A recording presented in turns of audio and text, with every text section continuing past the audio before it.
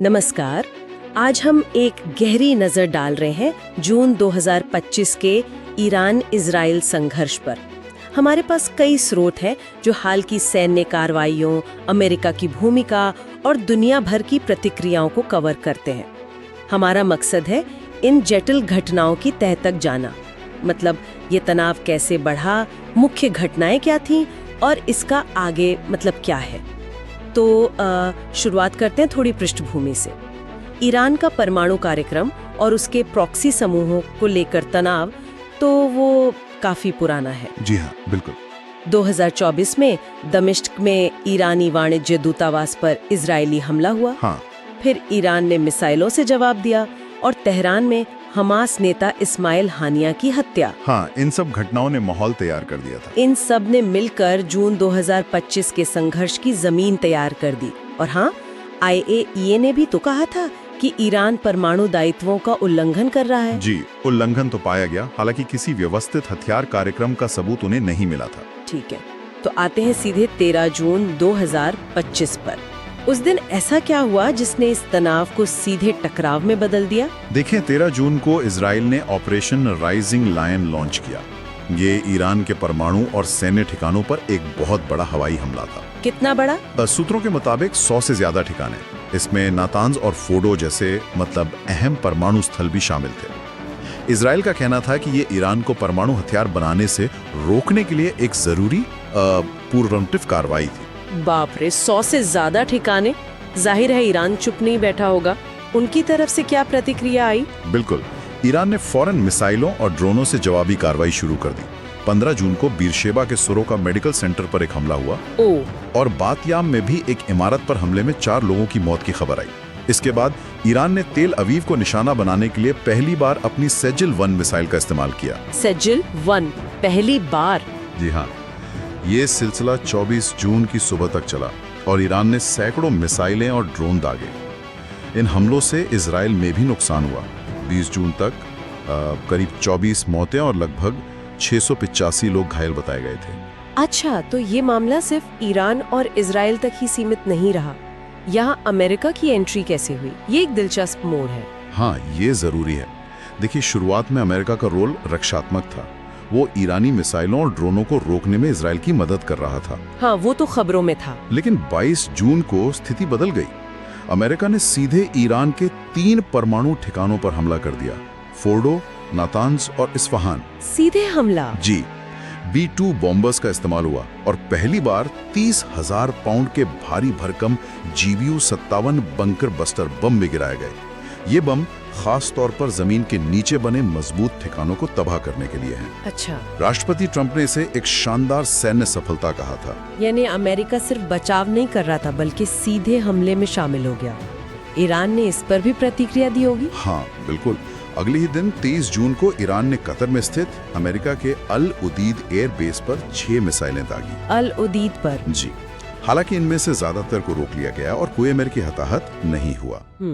Iran ने जाहिर तौर पर अमेरिकी हमलों को अंतर्राष्ट्रीय कानून का उल्लंघन और एक खतरनाक सैन्य अभियान बताया। और अमेरिका में इस पर क्या प्रतिक्रिया थी? अमेरिका के अंदर भी काफी बहस छिड़ गई। कुछ ने समर्थन किया तो कुछ ने बिना कांग्रेस की मंजूरी के ईरान पर हमला करने का विरोध किया। तो ये तनाव तो बहुत ज्यादा बढ़ गया था।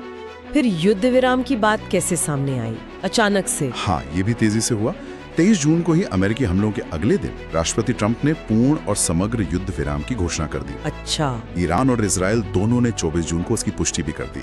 लेकिन यहाँ एक पेंच है। युद्ध विराम लागू होने से ठीक पहले ईरान ने एक और मिसाइल हमला किया जिसमें कम से कम 4 लोग मारे गए। ओह, तो ये तो बहुत नाजुक स्थिति थी। जी, ये घटना दिखाती है कि युद्ध विराम कितना नाजुक था। तो इन सब हमलों का असर क्या हुआ?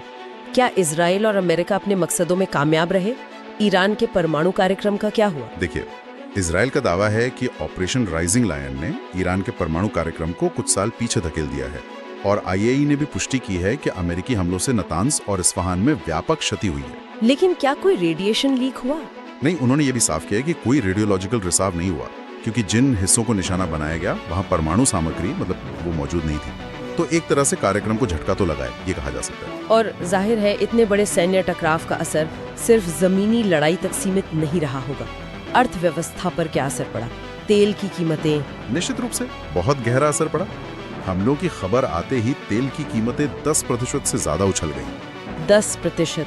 काफी ज्यादा है। जी, हालांकि बाद में जब ईरान ने कतर पर सीमित हमला किया तो कीमतों में थोड़ी नरमी आई, लेकिन ईरान की होर्मुज जलडमरू मध्य को बंद करने की धमकी वो लगातार बनी हुई है। हाँ, वो तो बहुत अहम रास्ता है। बिल्कुल, वैश्विक तेल सप्लाई के लिए एक बड़ा खतरा है, क्योंकि दुनिया का लगभग 20% तेल वहीं से गुजरता है। इसके अलावा साइबर हमलों का जिक्र भी जरूरी है। साइबर हमले भी? हाँ, गोंजेस के दरांदे जैसे हैकिंग समूहों ने ईरानी वित्तीय प्रणालियों को निशाना बनाया। ये दिखाता है कि ये लड़ाई सिर्फ जमीन और हवा में ही नहीं, साइबर स्पेस में भी लड़ी जा रही थी। दुनिया भर में और खासकर इस क्षेत्र में इस पर क्या प्रतिक्रियाएं देखने को मिली? बाकी देशों ने क्या कहा?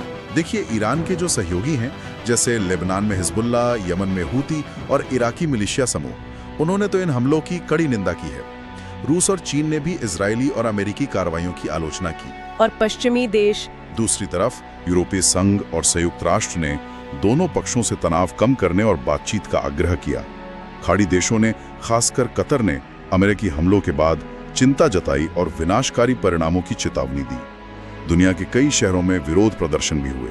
माहौल काफी तनावपूर्ण था। तो कुल मिलाकर हमने देखा कि कैसे दशकों पुराना तनाव जून 2025 में एक सीधे सैन्य टकराव में बदल गया। इसमें इजराइल, ईरान और फिर अमेरिका भी शामिल हो गया।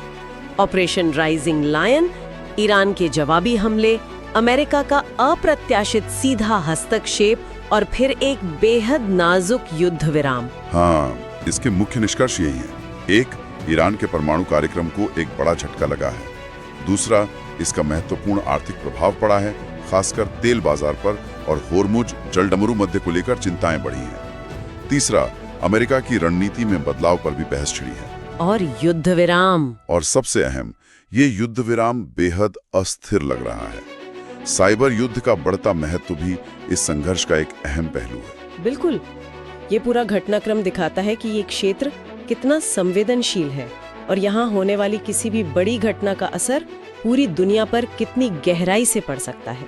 जी, और श्रोताओं के लिए एक विचार छोड़ जाते हैं। इस युद्ध विराम के बावजूद क्या ईरान की परमाणु महत्वाकांक्षाओं या क्षेत्र में उसके प्रभाव जैसे बुनियादी मुद्दों का कोई हल निकला है, या ये टकराव सिर्फ कुछ समय के लिए टल गया है? इस सवाल पर सोचना जरूरी है।